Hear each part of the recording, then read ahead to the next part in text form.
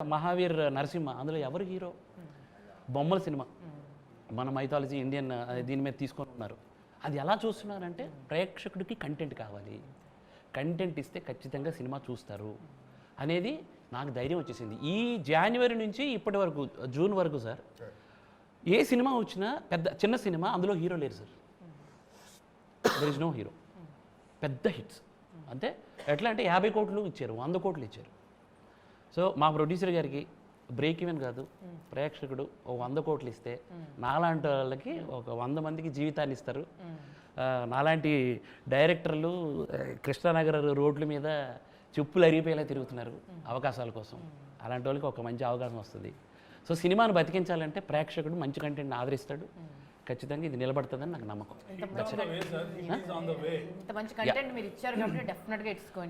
Heartfully నేను అది అంటే మీరందరూ ఇంత గొప్ప స్క్రిప్ట్ అని అన్నారు, కానీ ఎగ్జిక్యూషన్కి వచ్చేసరికి లేదా రేపు పొద్దున్న డెలివరీ స్క్రీన్ మీదకి వచ్చేసరికి డెలివరీ అయ్యేటప్పుడు ఎలా రిసీవ్ చేసుకుంటారని ఒక చిన్న భయం. కానీ మీరంతా కాన్ఫిడెంట్గా ఉంటారు, నాకు చిన్న భయం ఉంది. అంతే, బడ్జెట్ డిపెండ్ అయింది, సినిమా కన్ఫర్మ్, బడ్జెట్ డిపెండ్ అయ్యింది సార్. మళ్ళీ అందరం మళ్ళీ చేస్తాం sir. So the ball is in their court. Yeah their court, correct. Basically it's cinema which is like a mirror to the society. నాకు తెలిసి ఈ సినిమా ఎగ్జాక్ట్లీ సార్. ఇది sir ఇది చాలా ఇంపార్టెంట్ పదం సార్, ఇంకొంచెం గట్టిగా చెప్పండి సార్. అది నాకు తెలిసి ఈ సినిమా వచ్చి ఒక మిర్రర్ లాంటిది, mirror to the society, mirror to your self. అంటే ఇందులో ఉన్న క్యారెక్టర్ని మీరు ఆ క్యారెక్టర్లో మిమ్మల్ని మీరు చూసుకోవచ్చు. అలాంటి సిచ్యుయేషన్లు మనకి ఎదురైతే మనం ఎలా రియాక్ట్ అవ్వబోతాం అనే ఒక అది it's beyond expectation or imagination అని నేను I can proudly say that. ఇది చాలా సార్లు మీరు చెప్పారు ఇదే మాట. అద్దంలో ఇలా చూసుకుంటే మనం కనబడతాం, సినిమా థియేటర్లో స్క్రీన్ చూస్తే కూడా మనం కనబడతాం. అర్థమైంది అయితే తెలిసింది నాకే. అయితే నేనే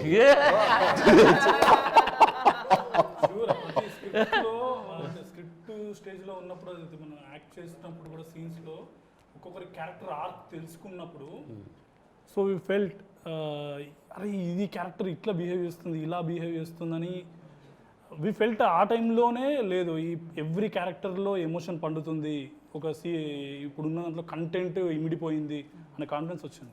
నేను యాక్చువల్లీ సాంచికి తెలుగు రాదు, హిందీ.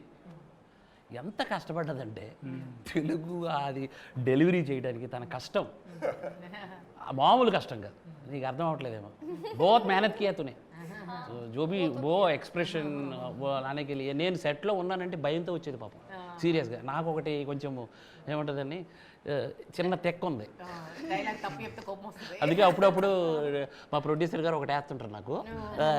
సో ఎంత కష్టపడిందంటే నిజంగా సాంచి నువ్వు ఒక డెబ్యూ ఫిల్ము తెలుగులో చేస్తున్నావు, అద్భుతంగా చేసావు. అలాగే మీ అందరి గురించి చెప్పను కానీ అంటే న్యూ కమర్స్ ఎవరైతే క్రాంతి అయితే నాకు తెలిసి అదేలేండి అందరి గురించి చెప్తా. క్రాంతి నాకు తెలిసినంత వరకు నేను ఎవడే సుబ్రహ్మణ్యం చూసినప్పుడు, విజయ్ దేవరకొండ కనబడినప్పుడు ఎవరెతను అన్న షాప్ని ఈ పెద్ద స్టార్ అవుతాడు. మళ్ళీ నాకు సినిమా చూసినప్పుడు క్రాంతి నాకు అలా కనబడ్డాడు. ఖచ్చితంగా అతనికి ఈ సినిమా తర్వాత మంచి లైఫ్ ఉంటుంది.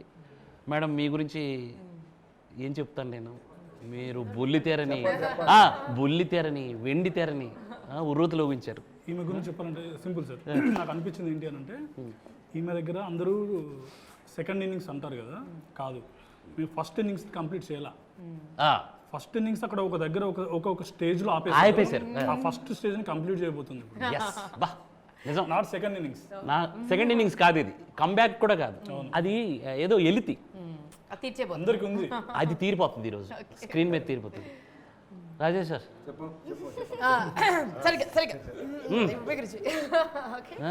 మీరేదో పొలిమేరలో ఉన్నాను అనుకోకండి, లోపలికి వచ్చారు, ఊర్లోకి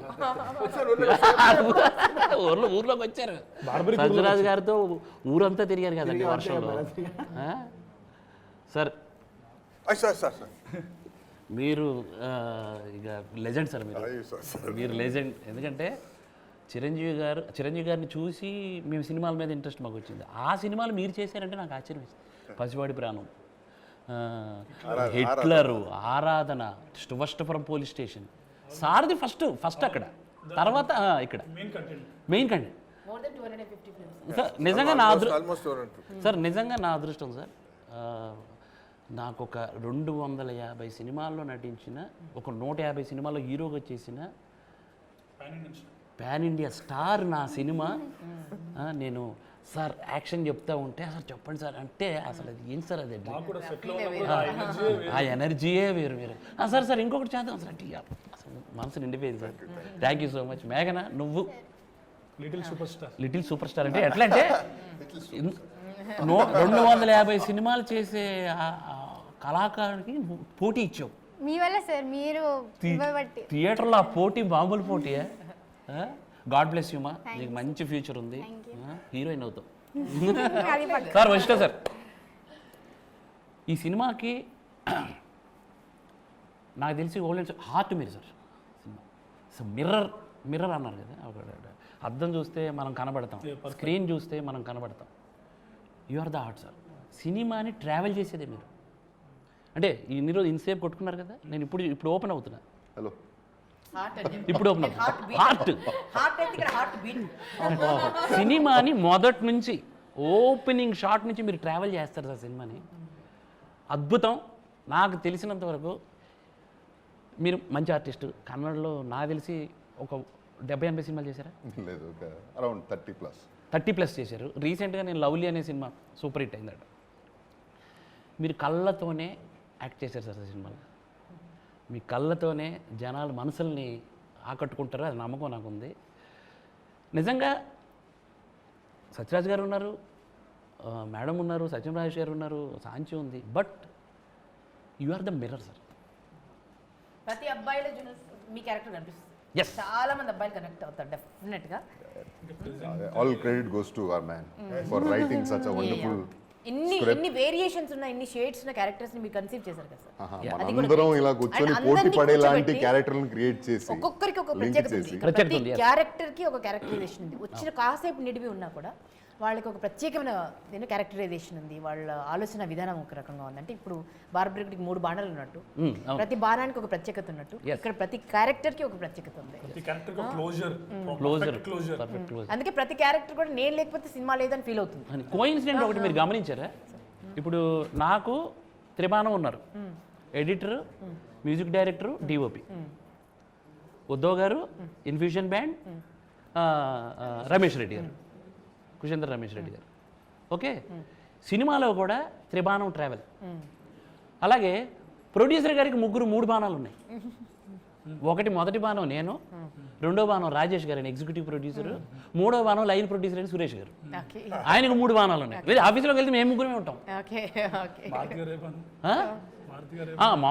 మారుతి గారు బార్బరీకుడు, మారుతి గారు విల్లు. ఈ బాణాలన్నింటినీ ఏం చేయాల్సింది ఇలా కాదు, ఇలా ఏం చేయండి, కరెక్ట్ టార్గెట్ చేయొచ్చు అనేది చెప్పింది మారుతి గారు. సో ఎక్కడ చూసినా కోయిన్సిడెంట్. మీరు మీ ట్రావెల్లో కూడా మీకు కూడా త్రిబాణం కనబడుతుంది. ఈయన ట్రావెల్లో ఈయనకి త్రిబాణం. ఇక్కడ అర్ధరాత్రి ఆగస్టు 15 రోజులు పరిగెడతా ఉంటే 3 టఫ్ ప్రాంతాలని విజిట్ చేస్తారు. నేను సినిమా చూస్తున్నప్పుడు ఎందుకు అది కోయిన్సిడెంట్ ఏంటిది నాకు అర్థం కాల. ఏదో మూడు ఒకప్పుడు అంటే పూర్వం ఎప్పుడో కొన్ని వేల సంవత్సరాల క్రితం 3 అనే అంకెనే పూజించేవాళ్ళంట. మీకు తెలుసో లేదు? 3 అనే అంకె దేవుడికి రూపం లేదు, యాక్చువల్లీ 3కే పూజించేవాళ్ళు. నేను అనుకోవడం ఈ బ్లెస్సింగ్స్ మనకు కంపల్సరీ ఉంటాయని నేను నమ్ముతున్నాను గట్టిగా. త్రికాలం, త్రిమూర్తి, అందుకే త్రినేత్ర ఇవన్నీ అంటారు. ముందు 3నే పూజించేవాళ్ళంట కొన్ని వేల సంవత్సరాల క్రితం. సో ఆ వైబ్ అయితే ఉందని నేను గట్టిగా నమ్ముతున్నాను సార్. మీకు నిజంగా బార్బరీకి బాణాలు మీ చేతిలో పెడతాను. మొదటి బాణం ఎవరు ఏంటి అనేది. మొదటి బాణం ఉదయ బాణం. రెండవ బాణం వశిష్ఠ బాణం. మూడో బాణం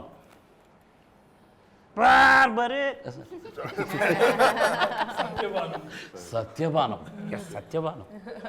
సో రియల్ ఇక్కడ కూడా 2 సత్యం రాజేష్.